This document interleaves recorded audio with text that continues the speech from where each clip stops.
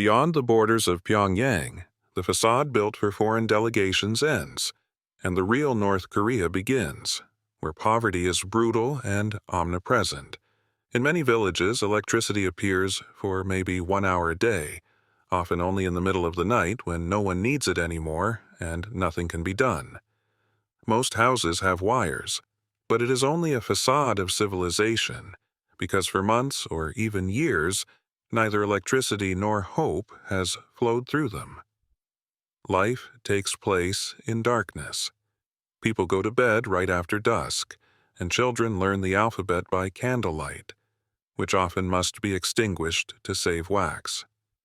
Running water is a luxury known only to a few. Most provincial residents fetch water from the river, a communal well, or ditches filled with mud and waste. Digestive diseases are common, but no one speaks of their causes, because the habit of filth becomes part of survival. Hunger has no face. It is silent, merciless, omnipresent, in every kitchen, on every plate, or rather, in the place where that plate should be. The staple of the diet is leaves, corn porridge, and whatever can be found in the field, forest, or black market, where rice costs more than an entire week's ration. Meat appears only when someone secretly sells chickens or trades something valuable for a piece of pork, which disappears in the pot within minutes. Children eat grass, parents drink hot water with herbs, and the elderly fall asleep with empty stomachs, pretending everything is fine. Houses are not buildings, but clay and wooden huts with leaky roofs, where in winter the temperature inside is the same as outside. The lack of heating is the norm. People sleep in clothes, covered with old blankets, hoping they will not freeze or fall ill during the night. When shoes fall apart, there's nowhere to buy new ones, so pieces of leather, old soles, and needles barely held between fingers are put to use. Everything is repaired, from spoons through clothing to pots, because nothing may be thrown away. Every item must serve until the end, and even longer. Farmers work from dawn to dusk, and then everything they harvest must be given to the state. In return, they receive rations that are not enough to survive even a week. Officially, they are part of a system that protects them, but in reality they are slaves to the land they cannot leave, and from which they gain nothing. They see a doctor only in pictures, because the nearest hospital is many kilometers away, and even then it is often empty, cold, and without medicine. People die from simple pneumonia, a wound that cannot be cleaned, or a fever that cannot be reduced. Sometimes a healer or shaman is called because belief in anything is better than watching a loved one die in silence without help. Schools resemble long-abandoned buildings, cold, with broken windows, without textbooks, crayons, or notebooks, which are a luxury. Children sit in desks, wearing gloves and hats, and teachers recite lessons from memory, because they have no materials and often starve themselves. Learning takes place not to understand anything, but to survive. So the system can claim that education exists, though everyone knows it is fiction. In many provincial homes stands an old radio or television that has not worked for years, but it must appear functional because the regime demands it and inspections enforce it. Even if no sound comes from it, it must still be ready for the visit of an official who will check loyalty through the presence of the device. If anything can be received, it is only propaganda channels, repeating the same messages about the greatness of the leader and the weakness of the outside world. No one listens willingly, but everyone must pretend to listen. In North Korea, even silence must be politically appropriate. Clothes are passed down from generation to generation, worn out, mended, stitched together a dozen times, worn until they literally fall apart.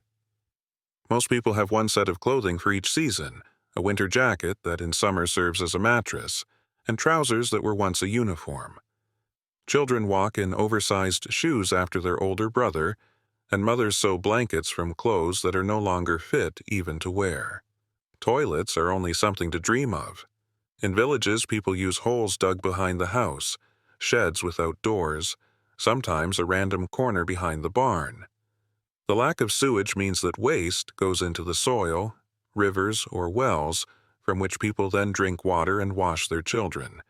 Hygiene practically does not exist. Soap is a luxury, toilet paper a dream, and skin diseases are treated as something completely normal. Survival often depends on how well someone can manage. The black market is for many the only chance to obtain food, medicine, or money. People sell anything they can. Vegetables from the garden, fish caught illegally, even homemade goods and their own hands for labor. The authorities pretend nothing is happening until someone goes too far. Then come punishments, prison, and sometimes disappearance without a trace. When winter comes, life turns into a fight for survival. The frost kills not only hope, but entire families who have no way to keep warm.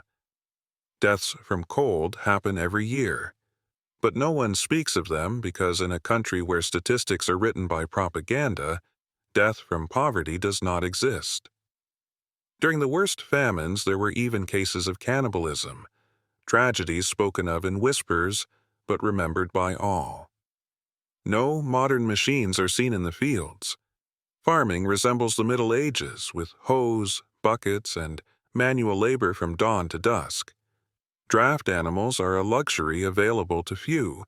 Oxen are more important than people because it depends on them whether the field will be plowed at all. Children also work with shovels and sacks, learning more in the mud than at school because the system demands labor, not knowledge.